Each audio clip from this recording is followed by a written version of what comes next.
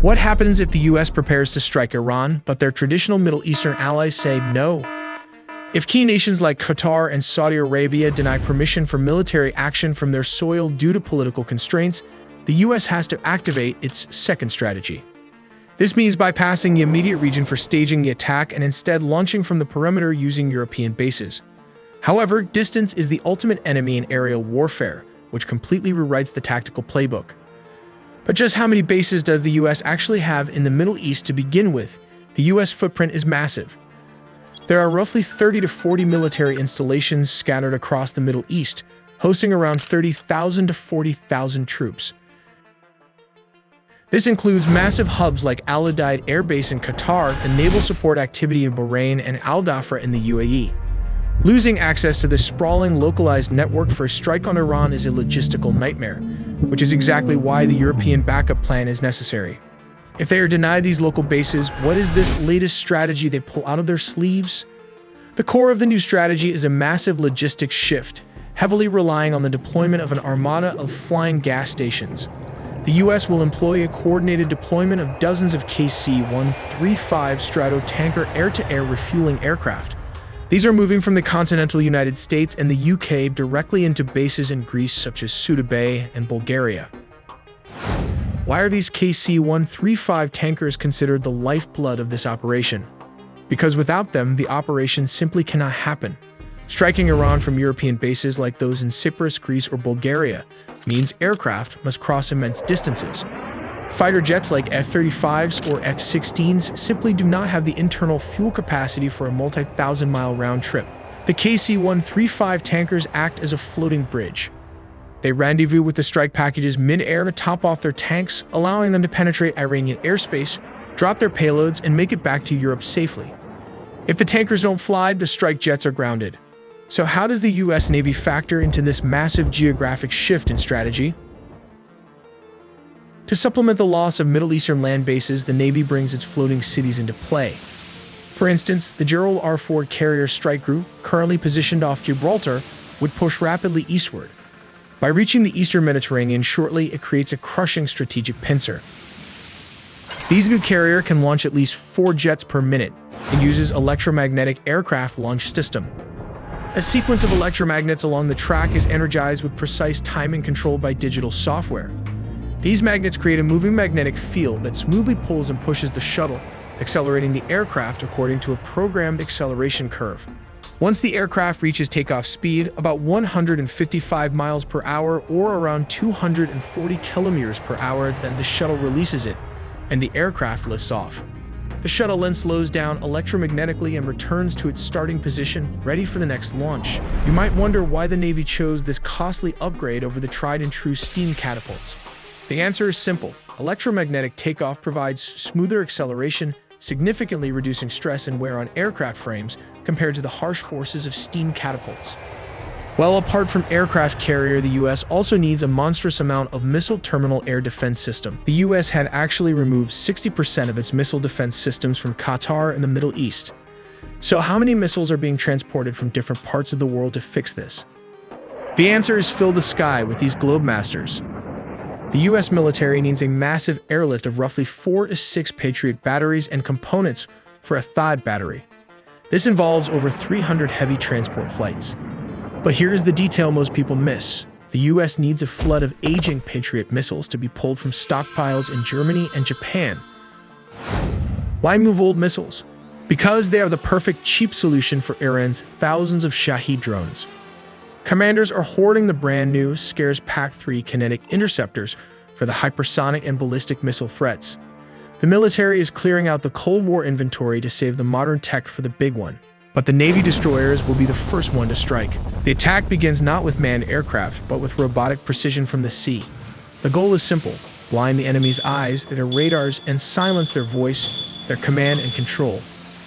In the Persian Gulf and the Northern Arabian Sea, Arleigh Burke-class destroyers, ships like the USS Thomas Hudner, receive the launch order. The vertical launch system cells hiss open, and moments later, dozens of Tomahawk land attack missiles erupt from the decks. These missiles fly at subsonic speeds, humming the terrain in what we call nap of the Earth flight to stay below the radar horizon. They are programmed to loiter and strike simultaneously. Their warheads slam into S-300 and S-400 radar sites and command bunkers. They degrade the integrated air defense system, effectively carving out safe corridors for the pilots who are minutes behind them.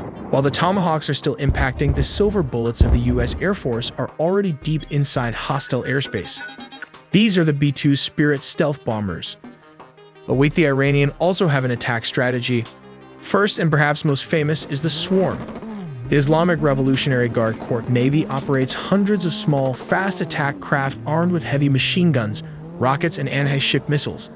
The tactic here is simple, but deadly.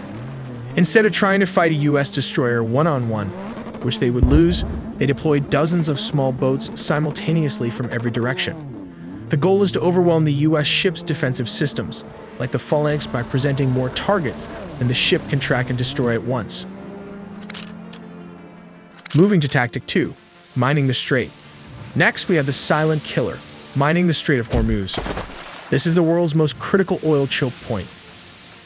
Iran maintains an inventory of thousands of naval mines, including smart mines that can listen for the specific acoustic signatures of enemy ships. In a conflict, Iran could use submarines, small boats, or even disguised civilian vessels to drop mines right into the shipping lanes. The goal here isn't just military, it's economic. This would deny the U.S. Navy safe passage and immediately spike global oil prices, inflicting massive economic pain on the U.S. and its allies. Here comes Tactic 3, the kill zone. Third is the geographic advantage, coastal missile batteries.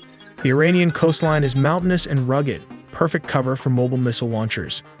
The regime also employs shoot-and-scoot tactics using truck-mounted cruise and ballistic missiles. They fire a missile and immediately move to a new hiding spot before the U.S. can strike back. This effectively turns the Gulf into a kill zone, where U.S. ships are under constant threat of fire from land with nowhere to hide. Tactic 4. We have the ambush threat, midget submarines. The Persian Gulf is actually quite shallow, which makes it difficult for massive U.S. nuclear submarines to operate. However, it is perfect for Iran's fleet of diesel-electric mini-subs, like the Qatar class. These small subs can sit silently on the seafloor, waiting for a target to pass overhead before firing torpedoes. It's a surprise ambush tactic designed to damage high-value assets, like carriers or destroyers, while remaining almost impossible to detect by sonar.